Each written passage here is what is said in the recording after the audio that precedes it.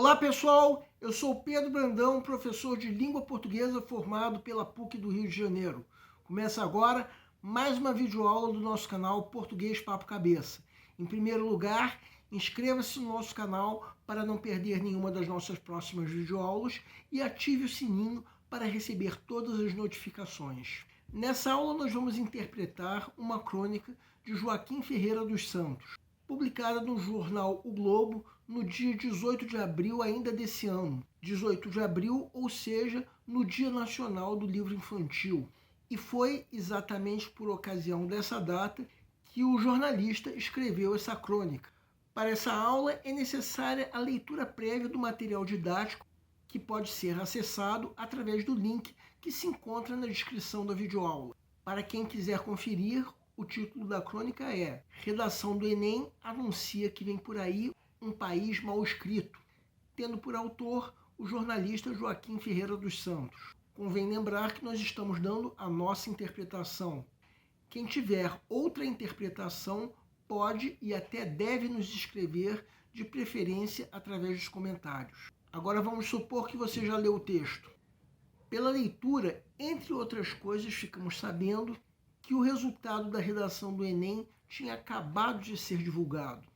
Que sentido nós podemos dar a esse texto? Trata-se de uma reflexão sobre um fato notório. Cada vez mais, os candidatos do Enem fazem uso de expressões rebuscadas na redação com a finalidade de impressionar a banca corretora.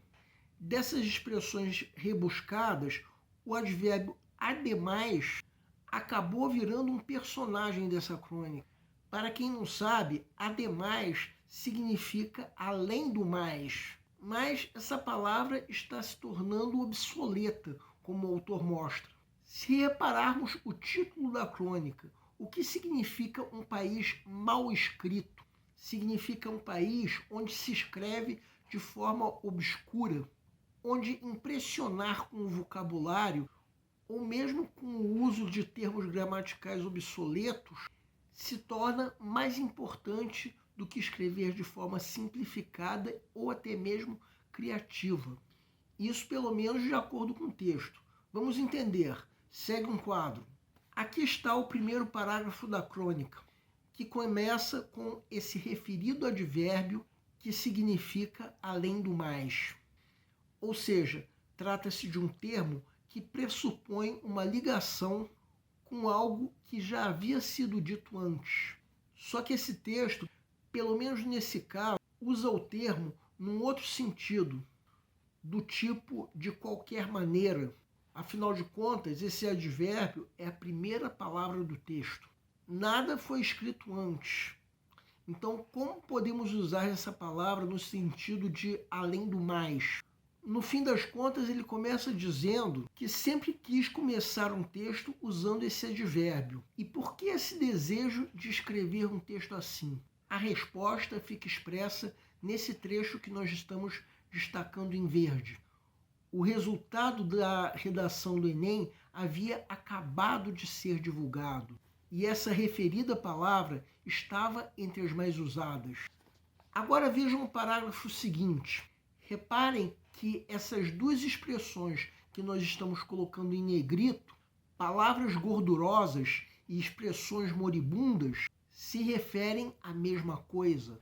As palavras e expressões da nossa língua que já não são usadas há muito tempo, mas que a gramática continua aceitando.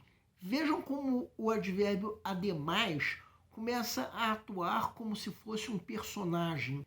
Pelo sentido do parágrafo, nós podemos ver que o pronome ele se refere a essa palavra, ademais. Então vejam que podemos simplesmente reescrever esse trecho apenas com o que está destacado agora em vermelho. Vamos reler assim. O ademais passa a maior parte do ano recolhido, macambúzio e acabrunhado no albergue dessas expressões moribundas. Então esse personagem que se tornou o advérbio fica reconhecido como uma entidade em desuso, apenas dentro de um albergue, que vem a ser o campo lexical da nossa língua. Mas, por outro lado, trata-se de um recurso para impressionar o que o texto chama de famintos por palavras gordurosas, ou seja, a banca de avaliação do Enem. Chamando assim a banca, o parágrafo acrescenta que essa banca é formada por pessoas com o colesterol nas alturas. Quem não reparou, esse termo, todos com colesterol nas alturas, se refere à banca de avaliação. Reparem que o pronome todos está no masculino plural, de modo que só pode estar retomando um termo que esteja no mesmo número e gênero, ou seja, os famintos, que, como nós já mostramos, são os componentes da banca. Uma coisa interessante de se reparar nesse parágrafo é que os termos que nós estamos destacando em verde são termos que nós não precisamos conhecer o significado real para entender o sentido do parágrafo. Nitidamente, o que está dito é que o nosso personagem, que é o advérbio ademais, é muito pouco usado no cotidiano, sendo usado quase que exclusivamente quando se quer impressionar alguém com a linguagem, como no caso de uma redação de vestibular. Agora vejam o terceiro parágrafo. Quem quiser pode dar uma pausa. Reparem que aqui o termo pobre coitado se refere ao nosso personagem, o advérbio ademais. Uma palavra que, segundo esse parágrafo, é restaurada por redatores de jornais, para depois voltar para o albergue das palavras com prazo de validade vencido, ou seja, o mesmo albergue referido no parágrafo anterior, de expressões moribundas.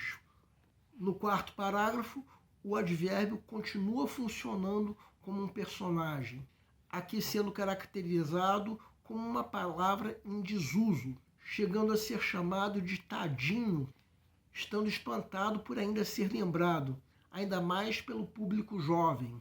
A partir do parágrafo seguinte, o advérbio deixa de ser um personagem e a crônica passa a falar daquilo que ela chama de ditadura do Enem. Nesse parágrafo em específico, essa ditadura é simplesmente um fenômeno que aparece nas provas, com nota máxima de redação.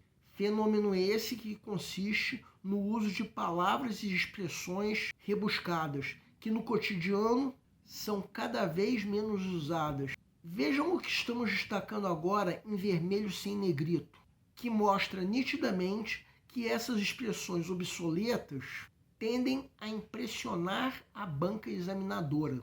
O parágrafo seguinte, de certa forma, repete essa ideia no trecho em vermelho.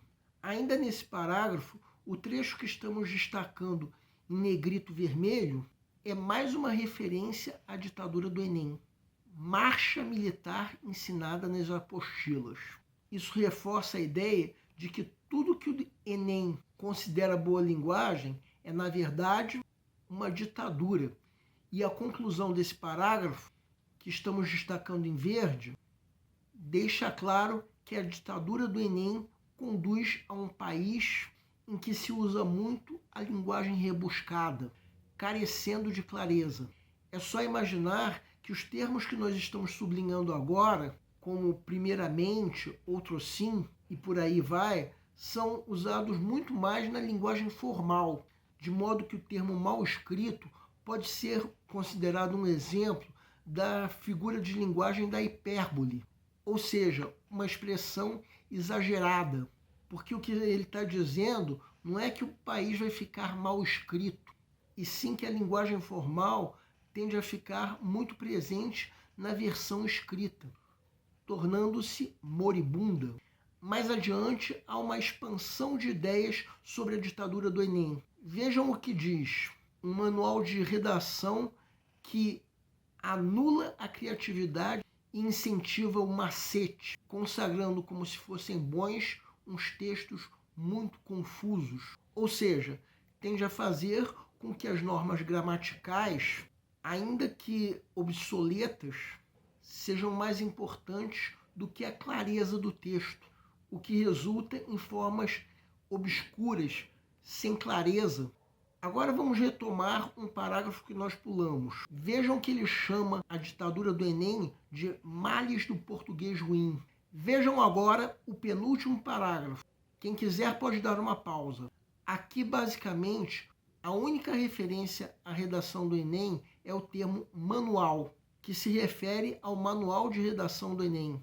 Esse parágrafo faz um contraponto à referida ditadura, indicando a obra de Monteiro Lobato como um exemplo de um texto não rebuscado que levou o Brasil a se reconhecer. Curiosamente, o último parágrafo é o primeiro a usar o termo ditadura do Enem. Nesse parágrafo, a crônica se encerra com um contraponto à ditadura do Enem, afirmando por definitivo que a gramática premiada numa redação do Enem deve apenas ser seguida como um padrão, jamais como uma norma inviolável. Quem quiser pode dar uma pausa. Bem, essa foi a nossa interpretação pessoal desse texto. O tema dessa crônica foi a redação do Enem, aqui colocada como um instrumento de ditadura da nossa língua. A principal ideia desse texto é que a linguagem que é premiada com nota máxima na referida redação é uma linguagem obsoleta, muito diferente da linguagem informal usada no cotidiano. Na próxima aula de quarta-feira, estaremos iniciando uma série de videoaulas voltadas para a redação do Enem. Aguardem! O nosso canal Português Papo Cabeça antigamente se chamava Aprenda a Língua Portuguesa. Cada vez mais nós estaremos focados em vocês, que estão movendo a roda da história para que seja criado um futuro melhor para todos. Então o nosso foco principal continua sendo os vestibulandos, que terão no nosso canal uma fonte importante de estudo de língua portuguesa, onde nós ensinaremos os recursos da nossa língua para que possam, em primeiro lugar, escrever de forma adequada, entre outros textos, a redação do vestibular. Em segundo lugar, para que possam interpretar textos de forma adequada, não apenas numa prova de vestibular ou concurso, mas também na leitura de textos que ajudarão vocês a se manterem atualizados. Cada vez mais, nós teremos no nosso canal um Papo Cabeça. Ensinaremos nossa língua sim, mas de forma a estimular a inteligência que nasceu dentro de vocês e que precisa ser estimulada.